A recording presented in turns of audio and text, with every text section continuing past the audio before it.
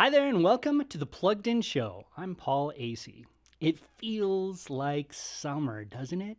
And for a lot of families, the coming of summer means that the school year is coming to an end and your kids have a whole lot more free time on their hands. How do these kids fill their extra time? Do they work jobs? Do they play baseball? Do they go hiking, swimming? Well, a lot of them don't go outside. They go to their screens.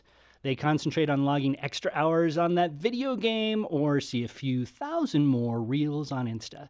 They might binge a favorite TV show or find a new creator on YouTube. And all that screen time can add up to, ultimately, a pretty boring summer. What's a worried parent to do? We will tell you. But there is such a thing as screen time well spent. And that might be especially true, believe it or not, when you're talking about YouTube.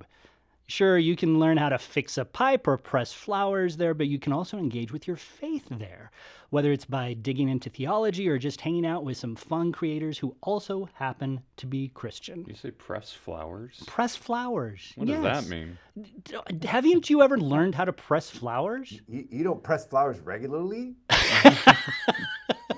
No, you take these, you pick wildflowers. My grandma taught me how to do this, right? So we would go out and we would pick flowers and then she would stick them in a book and press them. Oh, okay. Yeah, no, I know. I was saying to her, I was like, what, you're just going up the flowers and just crushing them? As they're out in the wild?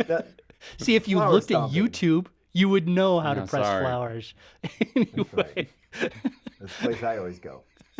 But speaking of Christian YouTubers, we've reviewed a lot of Christian YouTubers at Plugged In, and we'll tell you about a few of them. And to help us engage with both topics, and you've heard from both of them already, we're joined by YouTube expert Kennedy Unthank and our expert on wasting time, Jonathan McKee. That's right. And Welcome, Kennedy's obviously guys. an expert on pressing flowers. Yeah, now I am. Have you ever pressed flowers, Jonathan? No, I never have, but I have opened a book and found a flower in there and thought it's serendipitous. Does that count? Oh, yes, it does, especially since you word serendipitous. That's a great That's right. word. Didn't plan on using that one this morning. Yeah. So my grandma, she would, I don't know why she taught me how to press flowers. It was like, I was 6 years old. It was kind of fun. It was sort of magical because, flowers die unless you stick them in a book and leave them there forever. But she also made stained glass windows with those flowers, which was pretty nifty. Oh, that is cool. Yeah. So she owned a cabin up in the mountains. This is way off topic, but she owned a cabin up in the mountains, and she had these little indoor windows that had all of her pressed flowers in them. So it was just a nice memory of my grandma when she passed. So it was great. Impressed flowers. Impressed flowers. Impressed with those pressed flowers. So this is oddly a good segue to what I want to talk about for the icebreaker. Because flowers, in a way, they're just like really, really tiny sticks, right? And in a really Good weird segue. way, I guess. That's right. you can consider them sticks, lilacs. Those they are grow on. depressed flowers. Those are depressed They have- flowers. So I had just learned about a new incredibly popular group on Instagram. It's called Stick Nation. It has 3 million followers. Yeah. And essentially what they do is they share sticks. They like to talk about sticks. Like the coolest stick you can find. Oh, this looks like a sword The or a wizard staff. That's exactly Yeah. right. The So you best know all about walking this. I've seen stick them before. ever. And some of them are pretty cool, I gotta be honest. Are you one of the 3 million, Kennedy? I don't follow them, but every so often they pop up and I'm like, oh, that is pretty cool. Like if I What a came cool across that in stick. the woods, I'd be like, whoa. Yeah, Well, it's so funny. I mean, sticks. I mean, I could care less about sticks, but what is it about a hike where you have to find the perfect walking stick? oh, that's You know, really true. When Yeah. I was a kid, I always on a hike. I was like in search of the perfect walking, and I'd have to knock off all the other branches to make it the perfect, like Gandalf stick or whatever. I don't know. I just Yeah, had to- no. So I have a grandchild who loves to go hiking, and every time we go hiking, he has to find the perfect stick, and he loves that stick. It's always the first stick that he finds, but then he Yeah. never drops it, and he wants to keep it forever. So Yeah. I don't know Yeah, how many I turn into a sticks he golden has. retriever on a hike. So anyway, I like the theme of this because it's really the creators of Stick Nation. They're really trying to encourage people to actually put down their phones, go outside, experience nature, and look for really great sticks. So with that in mind, Jonathan, with that in mind, tell me about what is your most memorable encounter with a stick? That's a great question. Oh my gosh, when you said that, my most memorable encounter was kind of secondhand here. It was actually something I observed. I was a camp counselor. As a matter of fact, I'm thinking I probably should even be careful. I was camp counselor at Hume Lake Christian Camp in California. I got up with my church, and they have this wagon train camp, which is like fourth through sixth graders. And as I was counseling, we noticed something that all of a sudden there was this certain kid who had these guys following him everywhere, and these guys had backpacks on, and they were following everywhere. And word got around really quick that that is the grandson of a certain president. I don't want to say it because, well, you'll see where the story goes. But so I mean, it was just through this week we could find out, and there was these Secret Service agents following this kid everywhere. And come to find out later, these guys got like their backpacks are packed full of guns and whatever and stuff. I Oh, mean, these guys were completely like, loaded to the T to protect this kid. But it was interesting because he was a kid. And so he would and he was also kind of an ornery kid. Well, I had this one kid, and my kid, his name was Chris, and Chris was always getting in trouble. He was always getting in fights. And I was just having to watch this kid. Well, sure enough, this kid, my kid Chris, goes over to this president's grandson and starts this fight, and like he picks up a stick and starts beating the president's grandkid with a stick. And I see the Secret Service guys kind of like, should I intervene or should we let him, drop like, the stick. should we drop the stick now? But no, he let it play out, and we ran over. We kind of like broke up, and Chris, it's inappropriate to beat a presidential. No, but it was just like Don't beat normal. anybody with a stick, but But it was especially not the as first president. time I literally saw them kind of like, do we intervene? Because he literally grabbed a stick and started. And I was like, Chris, you beat the wrong kid. Anyway, that's what I thought of when I thought of my stick story. So I don't know if that's Wow. what you were looking for. So did your kid Chris? Did he beat up a lot of kids with sticks, or was it just because this kid I think that was a special occurrence because he was constantly. I mean, he was a kid that was always like if there was trouble going on, I was like, where's Chris? Oh, no. Chris, he was the one. This kid was unruly, and of all things, he assaulted a Oh man, presidential grandson. That's a pretty good encounter. So mine, I'm gonna go ahead and go because mine is only vaguely stick like, but it happened Okay. when I was in junior high. We had a fire drill, and when you're in junior high, you always have. I had a crush on a certain girl, right? Her name was Trina. I thought she was the greatest thing ever. But I was a very awkward, skinny. Ironically, my nickname back then was Stick, because I was just so skinny. Oh my goodness. But so she was clearly several steps above my social ranking. So I was never ever going to spend time with her or even talk with her. So that was just the way junior high worked, as you know. So but we had this fire drill, and I was walking along with some of my friends, and then all of a sudden I hear somebody say, "Hi, Paul," and I recognize it being Trina's voice. So I turn around Oh my goodness. and I look at her, and immediately I thwack my head on a branch. We were walking underneath a tree, and I just ran right into a branch just as I turned. And yeah, that was clearly, if I ever had any opportunity to talk with Trina, that was the end of that. That was the it. end. Yeah. Hey, Paul. Thunk. And here she has this story of like, and this kid knocked himself out instead of wanting to talk to me. That's right. Yeah, it just looked Oh, like one of man. those terrible John Hughes movies. So anyway, Kennedy, Yeah. what do you got for us? Yeah, well, I've actually got a similar camp counselor story. Oh, Not with the president's grandson or anything, but Okay. we had a group of kids who, when I was at this summer camp for Christian kids, we took them out to a lake for a camping trip, and a couple of them, they were kids who were more so sent by their parents than who actually wanted to go.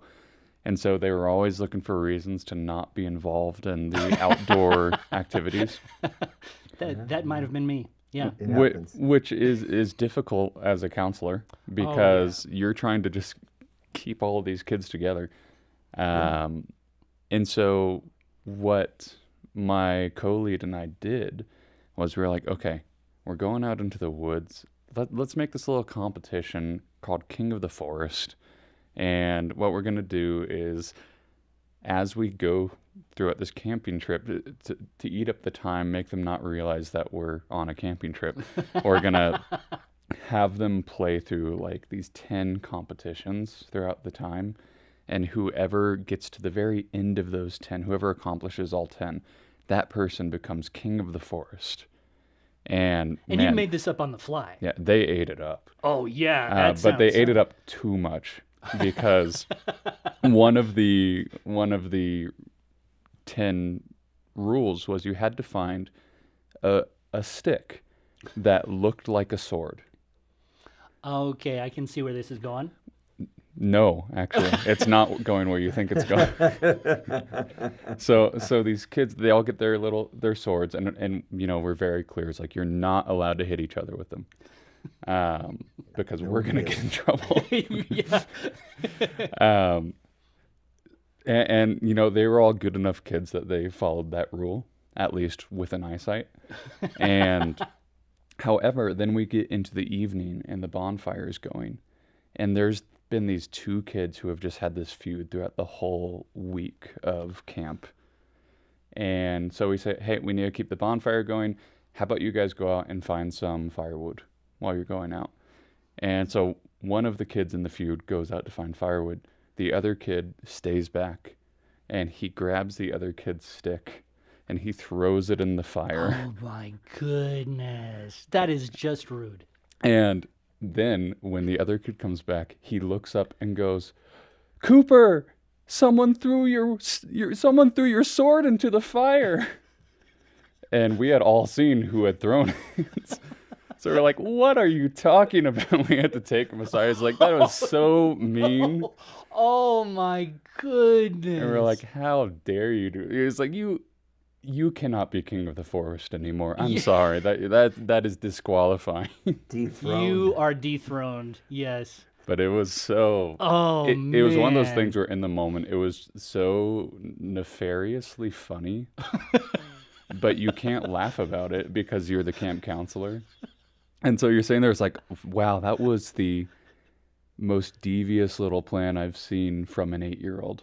Oh my goodness. But yeah, he's surely in prison now. Sword. obviously, the issue being he forgot about all the witnesses. But Yeah. That he was surrounded. Everybody saw it. Yeah, that seems Poor like Cooper. poor planning. Poor planning. So why, as a camp counselor, did you not prevent this stick from being thrown in the fire? well, it happened in like 2 seconds. Oh. We saw he walked over, grabbed it, throw. I'm like, well, I'm not putting my hand in to save a piece of wood. That's fair. I can understand that. It depends how deep into the flames it was. I mean, We was went it, on was the handle Old sticking out? Testament biblical principle where he said, okay, now you have to give up your sword to him. Oh, forgot, that yeah. makes sense. Remember, Very if you good. get someone else's ox killed, you have to give them your ox. Oh, and if you If you throw their stick sword into stick the sword fire, into the fire. you have to give them their stick sword. That makes a lot of sense. That's very biblical, very appropriate. Oh, thank you. So that is yeah, so there you go. We would love to hear about your stick stories too, audience. We would love to hear about those because clearly they're kind of interesting. But anyway, on to our main conversation. When we're talking about, obviously you guys have been camp counselors. I've been a camp counselor too. That's the way a lot of kids spend their summers, is going to camp for a week or maybe even a month, which is great. But there's a lot of kids who don't go to camp. And a lot of kids just spend their time on screens. Statistically, screen time does go up in the summertime, according to the Harvard Graduate School of Education. And that's because there's less structured time. Parents are often away at work. And frankly, kids are just bored. So they gravitate toward screens. So I guess the first question before we even dive into this conversation, is this really a big deal? If kids are watching a lot of screens during the summer, is that a big deal? And if so, why? Yeah, well, I mean, and also realize a lot of schools now are starting to actually, monitor phone use more. They're either, putting phones in those little bags or saying no phones. And the more, no phone zone schools we have, the more when they get to summer, it's going to be all of a sudden this, like, oh my goodness, now I can have my phone all day. So yeah, screen time going to go up? Absolutely. If there's this giant void from, 7:30 in the morning till 3 o'clock every day, typically during the day, all of a sudden now that time is going to be filled with at least some screen time. So this is an issue that parents deal with. Also, with older kids, some parents, those older kids are unmonitored throughout the day. Right, so now exactly. they're home, and you're kind of trusting them. So yeah, this is an issue that for sure parents are going to be dealing with. Yeah. But is it a big deal? I mean, would there be parents out there who would say, you know what? It's only for 2 months. It's only 3 question. months. Yeah, I thought I'd bring it back to the question.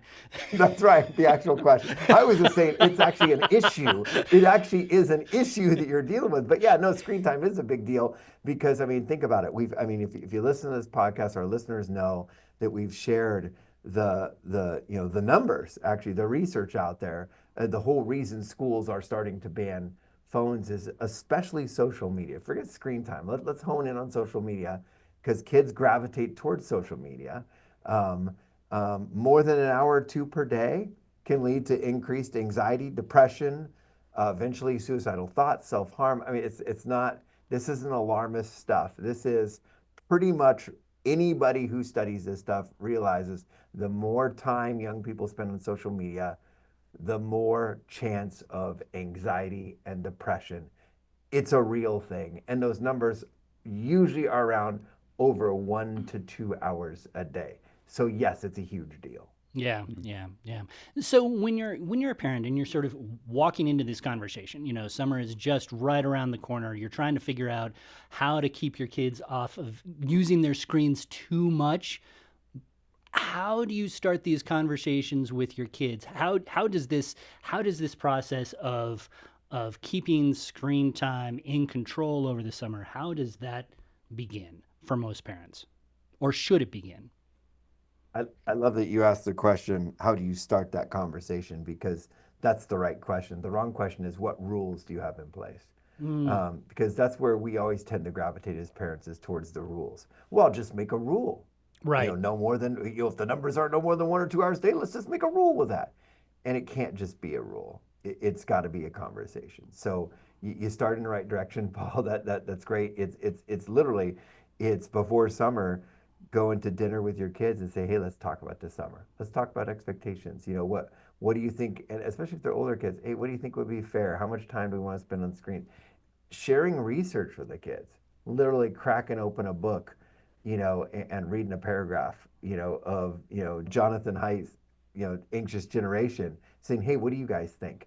Getting them to own the decision with you. Those discussions need to be brought to the table. And I think it's one of those things where, you don't have to necessarily even compromise as a parent, but it is so much more helpful if you actually explain why that you want to put some things in charge. Because if you just say, this is what it is, and it is because I said it is. Because I said so. Right. Then that's just going to breed resentment, and it's going to it's going to increase the chance that your kid wants to just go behind your back. But if you sit down, there's a good chance they'll probably be a bit emotional and they probably won't agree with you.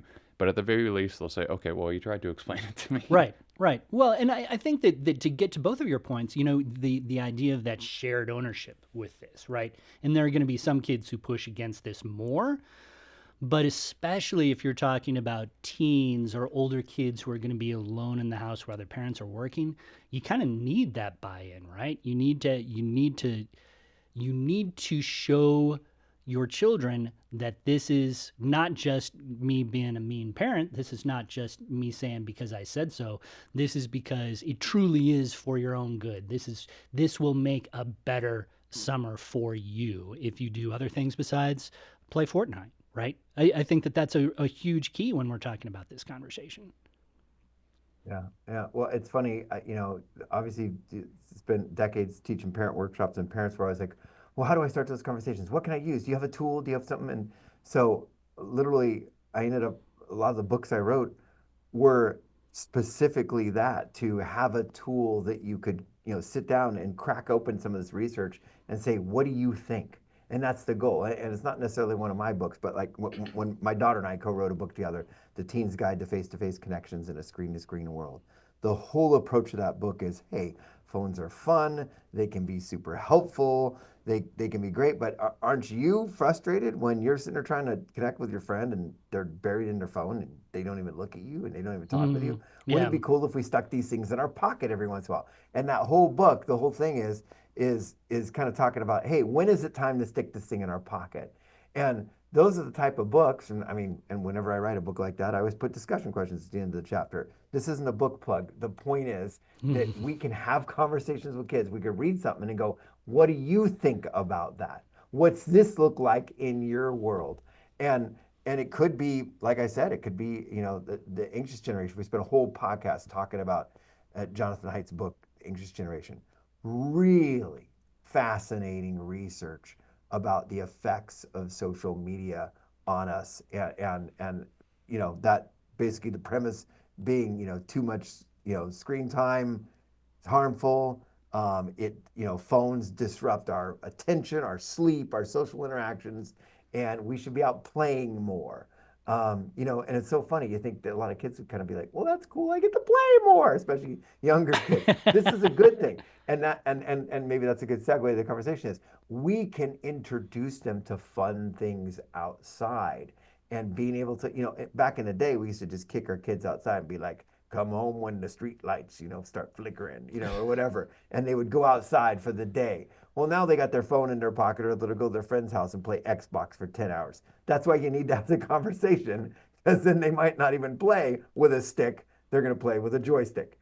We got to have those conversations, but we also can try to introduce them to maybe arenas or venues where fun play happens. I think that's a huge point, and it almost gets back to what you talked about in the icebreaker, Kennedy. The idea of king of the forest. There are creative ways to help parents sort of engage their kids with different activities besides their screens if they're around, right? Yeah. No, I mean, in that example, half of those kids, I didn't want to go, half of those kids didn't want to be there. But then you're like, hey, there's a reward. And all of a sudden, Yeah. I get to be king of the forest. What does that mean? Well, I don't know, but they wanted it, So, I Yeah. do Well, I think mean, and all of a sudden, it turned it from something that was going to be kind of a drag, honestly, to something that they actually looked forward to. yeah, absolutely. well, our listeners could could practically recite. We've on this show cited those examples, and so many of them have to do with camping. Believe it or not, of times where researchers show when you took kids and put them in a camp for a week without cell service, it sounds like imprisonment. We put them in a camp.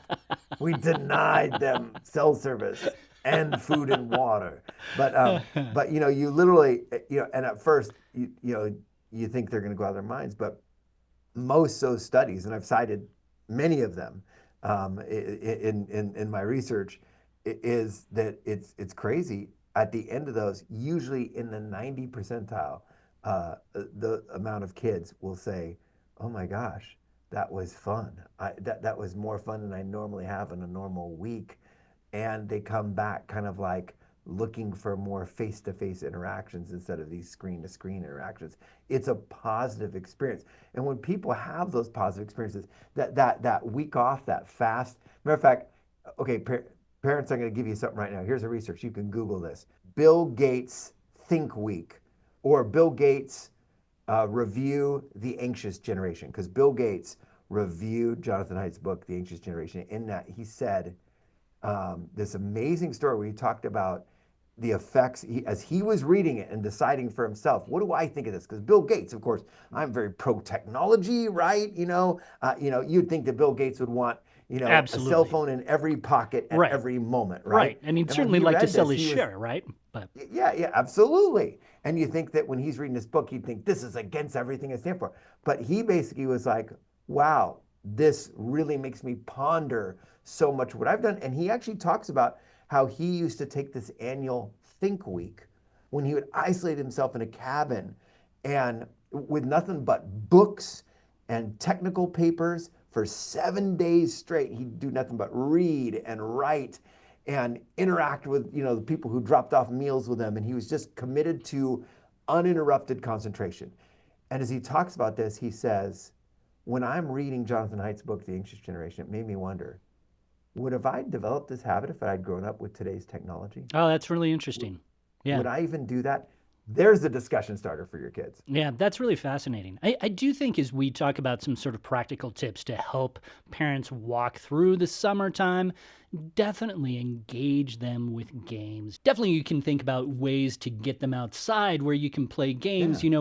I always love to do scavenger hunts with my kids, where we would find sticks, where we would find certain things, where Yeah. I would teach them about kind of the things that we would see on hikes, Mm-hmm.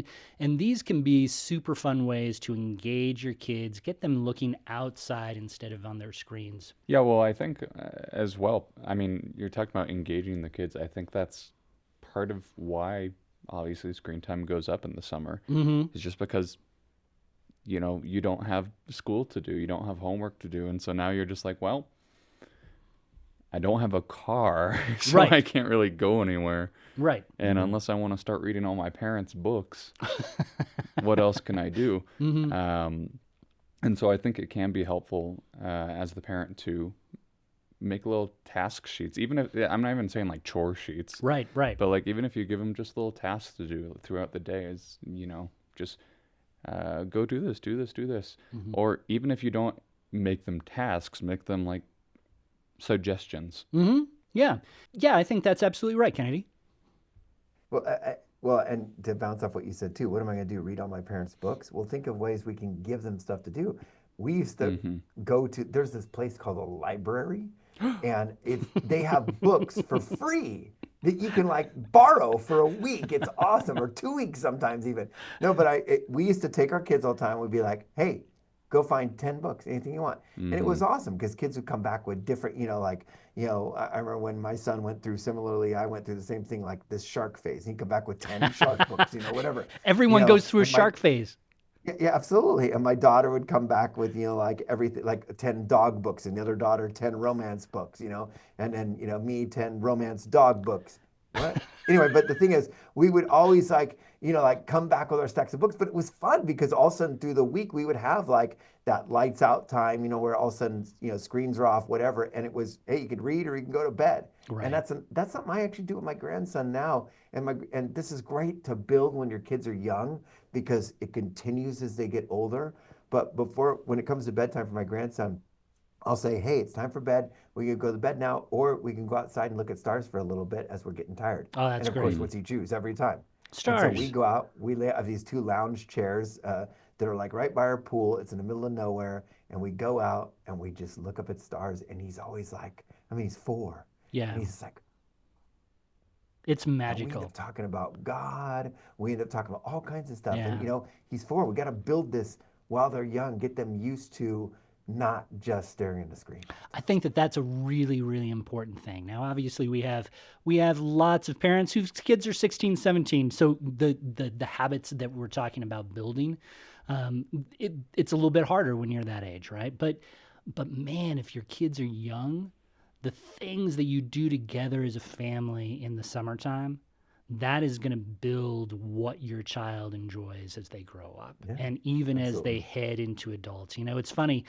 And this might be a good place to bring our conversation to a close. But when you tell me about looking at the stars, Jonathan, with your grandson, that is one thing that I remember from my own childhood. When I was about 4 or 5, my mom, every once in a while, on a nice warm summer night, we would go outside and we would look at the stars. And of course, it was late. This was the big deal for me, was that it was way past my bedtime, and that was very cool to begin with.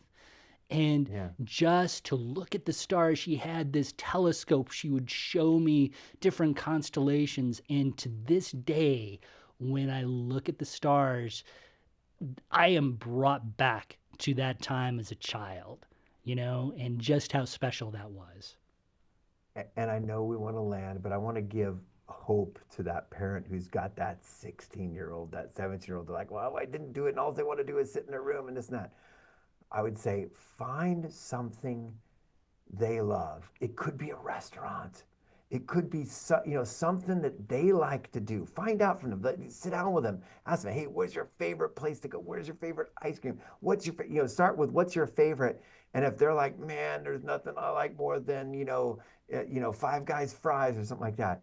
Man, if all else fails, 8:30 at night, go in your kid's room, poke your head in and be like, hey, let's go get some Five Guys fries. Let's leave our phones. Let's go. And just go and eat fries and get fat. Do whatever you want to do. Bond with your kid. Find that thing. There's going to be an arena that's away from a screen that connects you and your kid. See, that was actually, now I have to add something because Paul said that he wanted to end. Yeah, absolutely. But Jonathan, his anecdote, that was actually my experience growing up too, was every so often my dad would knock on the door and he'd be like, hey, you want to go to McDonald's? And it'd be like 6 a.m. We'd hop on the ATV. This was in rural Kansas, so you could do this. Drive through the cornfield and we'd get to McDonald's on the other side. And it was such awesome. Such an awesome memory. And so I was talking to my wife, when we have kids, I want to do the same thing, because those are the moments where I can those moments where you can really vividly picture everything you were seeing from when you were 6 years old or whatever. Yeah. And those are some of those moments. And so I'm like, man, I want to give that to my kids. I'm going to go buy an ATV right now. Probably not the ATV where we live now, but But when we do talk about these moments, I mean, just the power of those memories, those moments, those are like little gems that you have, that you take with you all your life. You put these gems of memories in your pocket and you carry them with you forever. And that is so much better than a 90-second reel, so much better than a few more minutes on a video game. The moments that we share with us as a family, those are the memories that last forever, right? I really appreciate you guys talking with us. And as we sort of close this segment, I actually want to point our listeners, our viewers, to a book that you wrote, Jonathan, Parenting Generation Screen. That's your latest book. You've mentioned that you've written a ton. I had the pleasure of reading this one. And even though you cheat horribly in the games on this podcast, you are a very fine writer. This is a really great tool for parents to use. It gives you a lot of good guidance on how you can keep your screen time under control, as well as some good thoughts as how to bind together as a family. And it's a really good book. So for a gift of any amount, we will send you a copy of Jonathan's Parenting Generation Screen. If you want to go to our Plugged In Show homepage and look at the show notes, we'll tell you exactly how to do that. So as we talk about screen time, a lot of that time actually goes to YouTube. According to a recent study by Gallup, the average teen spends nearly 2 hours a day on YouTube. 2 hours a day. 2 hours. That's crazy. And yeah, kids and teens can find plenty of horrible content out there. Kennedy knows more than most. I've seen all. But Kennedy, you've seen some really good stuff as well. Yeah. And it's really interesting to me that some of YouTube's most popular creators are also Christian. Mm-hmm. So we might as well just start there. Like, who might be some Christian YouTube creators that people would be surprised about? Well, I don't know if it is as much of a surprise anymore. I think the most popular YouTuber who is a Christian is probably Ryan Trahan. Mm-hmm. And honestly, my wife and I love his channel. We're subscribed to that channel. And in our review, we had written, "Hey, just be aware," as like he started the channel when he wasn't, and so there are some things back then that he has ceased doing, but are still in those older videos that people might be a little concerned about their kids seeing. But like his videos nowadays are pretty much completely clean. Yeah. And my wife and I really enjoy them. Yeah. And he came to faith, I think 4 or 5 years ago now. Oh, that's And interesting. so he's been quite a good influence, I would say, on the YouTube community. Yeah, yeah, yeah. And I know that Dude Perfect, I mean, Dude all those Perfect's another guys huge are, one.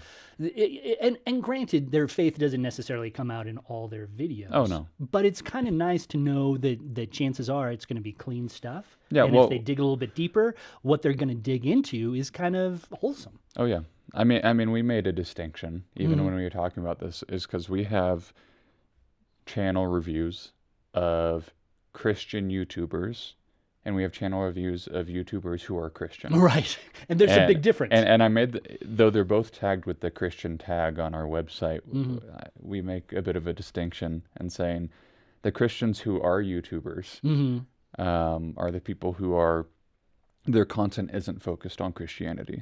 It's focused on other things, but their faith does come up every so often. Yeah. And so that's why we give that little tag to people like Ryan and Corey X Kinshin and people who don't really make Christian content, Right. but they are Christian. Yeah. And then we have Christian YouTubers who are the ones who actually dive into theology and all this stuff. Which is great. I mean, it's really cool that you have people on YouTube who are able to dive into those. And I would think, so I'm going to make a confession. When I was younger, maybe even a little bit now, church is not my very favorite thing. Yeah.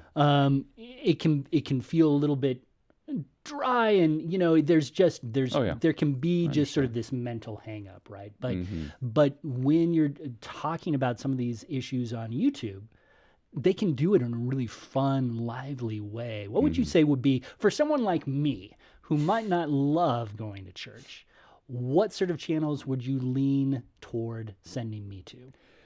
Well, I think the statistics and I don't have the actual statistics, but in general, what I've seen from anecdotal experience, a lot of younger generations tend to like channels like Redeemed Zoomer. Which is really, really geeky and in-depth, right? Yeah, it's really geeky and in-depth, but it's in a way that kind of relates to that younger generation. It's more quick form, or at least a lot of the videos are. The visuals are a bit more engaging rather than just someone talking into a mic for 15 minutes. That's what we're doing right now. It's true. And so he's seen a lot of growth on his channel, specifically from a younger demographic who would, honestly, part of the issue, I think, today is there's a lot of the younger generation who are starting to look at what our culture is giving them, and they're saying, well, this doesn't really seem... Right. It doesn't satisfy. This doesn't feel full. Right.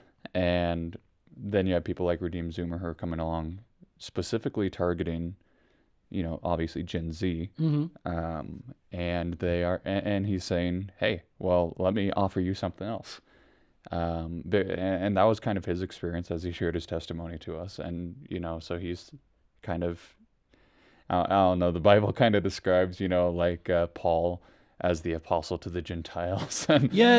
In a similar way, I'd be like, oh, well, Redeemed Zoomer is kind of like this non-actual, he's not an actual pastor, but he's kind of like a pastor to the Gen Z community. Yeah, it was interesting because, as you mentioned, we did have a chance to talk with him, and he talked deeply about how younger just younger people in general, they're looking for something real. They're looking for something tangible. He started out as an atheist and moved into Christianity because he realized that it gave him something that nothing else would satisfy, right? Feels very C.S. Lewis in a way. Yeah, in some ways for sure. If, however, you do want to get a little more deep, there are a ton of channels. We've reviewed a lot of them. I think another kind of quick-paced one that younger generations might like is Testify. But probably just because he references a lot of memes as he also explains these more complex issues. Yeah. For more serious ones, however, I've really appreciated, there's quite a few that I've appreciated. I'll just list a few. Apologia Studios, Gavin Ortland, Mike Winger.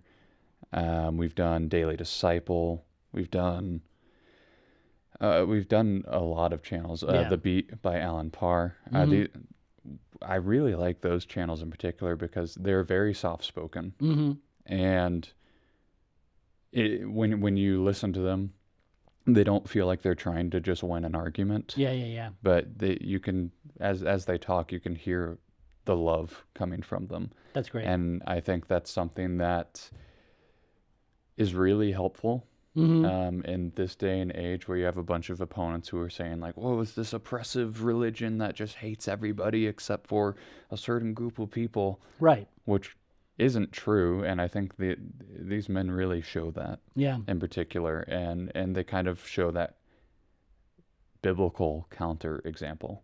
That's really nice. That's really nice. One thing to mention, whenever we're talking about these issues of faith, spirituality, theology, some of these channels can be very theological. Oh yeah. One of the things that I always appreciate about your reviews is that you sort of say, okay, this might not be for everybody. They unpack some of this stuff. They all, of course, have their own faith traditions that they're leaning into. Yeah. You do point out that there might be occasionally places where you might disagree with them. Oh, but yeah. Well, I mean, I think we always... I'm going to disagree at least on one topic with pretty much everybody. Right. We probably disagree on a lot of stuff. Oh, I know we do. But like, for instance, I'll just say that, like, Mike Winger, he has some videos that I completely disagree theologically with.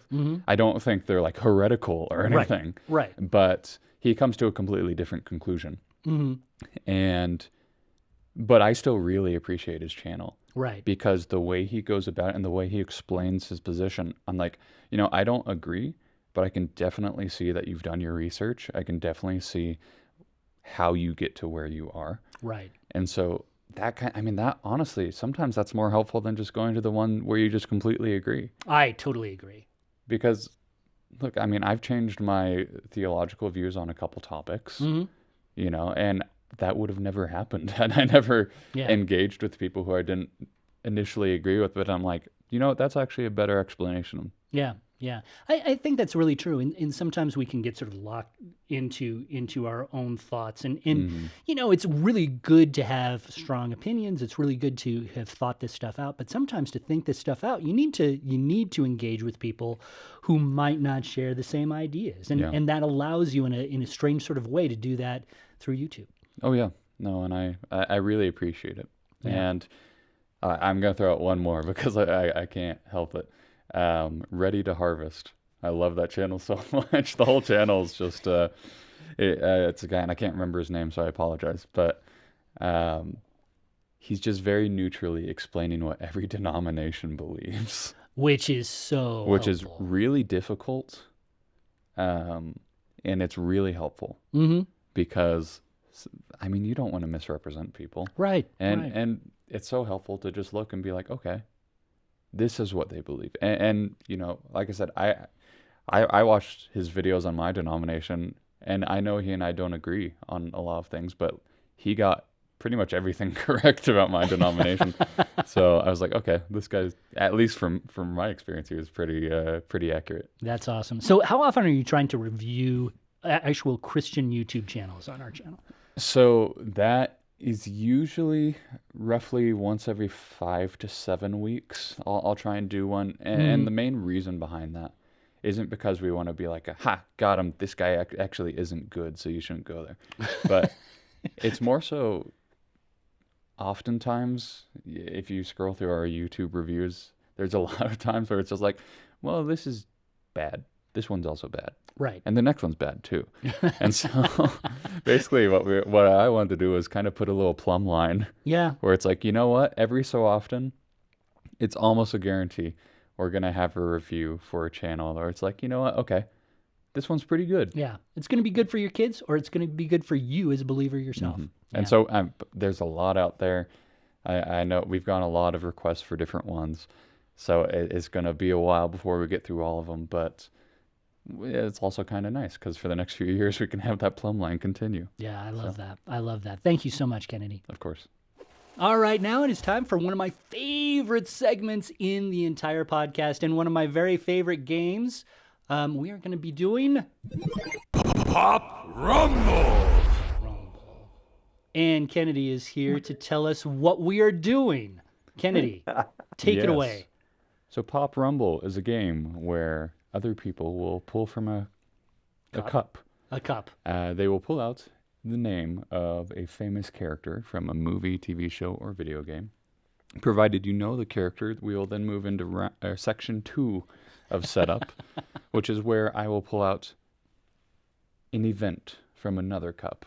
And in this event, the two characters, you will have to explain why your character would beat the other character in that specific event based on their attributes. It might be a fight. It might be a cooking contest. It might be, who knows? Who Raking knows what it leaves. might be? Well, I knows. Whatever. But let's go ahead and get started. All Paul, right. would you like to draw first? Here we go. I'm drawing a name at random. Just spilled a bunch. Kermit the Frog. Kermit the Frog here. Oh, golly. Oh, Kermit the Frog. Hi-ho. Hi-ho. All right. I have We're all gonna yours, do our best Jonathan. Are you aware perfect. of Elsa from Frozen? Oh yes, I've seen it once. I could give it a shot. she's the let it go one, right? She's- she's- the one who, she lets accidentally things freezes. go. She does. She In accidentally fact, freezes that's kind people, of the feels guilty issue of the about it. movie is she she let her ice powers go. And And that there was you the go. She problem. did. There you go. That's right. And so we have Elsa and Kermit the Frog. Kermit the Frog. They will be competing in, oh boy, babysitting. Oh, baby. Who Absolutely. who would be the better babysitter? That's right. All right. Who Now, does goes anyone first? have a particularly strong desire to go first? I'll go first. All right. I'll just Paul. make it up as I go. Here we go. 30 seconds. Go. So I think I can really end this by saying Kermit the Frog would be a much better babysitter because he's not going to freeze children. That would be a very, very strong point in his favor. He would be able to teach the kids how to count, how their alphabet. He would be able to sing them very pretty songs. It's not easy being green. The Rainbow Connection is a great one. He's very lovable. He's very kind. He can tuck them into bed with his little wiry arms, and then he can double as a little we'll never bedtime know. toy. A little bedtime toy. That was pretty good. That That- was pretty good. Very decent job so oh far. my Paul. goodness. Decent. Decent job. That seems. There was a moment when you started to act like this game was more like Pop Culture Connection, and you started listing off you song started- names and stuff. Giving detail. But I enjoyed it. Well, thank you. Thank you. And also the non freezing thing. I could have just stopped with that. So. Well, we will see. Let's see what Jonathan. I imagine since Jonathan's not physically here, he is currently scouring the yeah, internet look at this. looking I for can see. facts I can see on that he's Elsa. looking. I'm not. Dude, it's all right here. It's all right here. All right. Well, let's see. Jonathan, are you ready? Go. I am ready. Well, first of all, I'm a lot cuter than a frog because I'm Elsa. Also, I could just freeze them and just hold them there. I mean, that's perfect. I also can just give them permission to let it go, which they'll really like. I won't give them warts. I'm not a scary green color. I can sing songs to make them sleep. Songs way better than that rainbow song. I'm a princess, not a frog. I'm blonde. I'm friends with a moose. There's romance that I have, not with a pig, by the way. And I don't hang out with other furry animals. Oh, I gotta fact check this. Yeah, There is yeah. no romance in No, Frozen, no romance. with sorry. Elsa. No, Elsa, she just and it's doesn't. not a moose.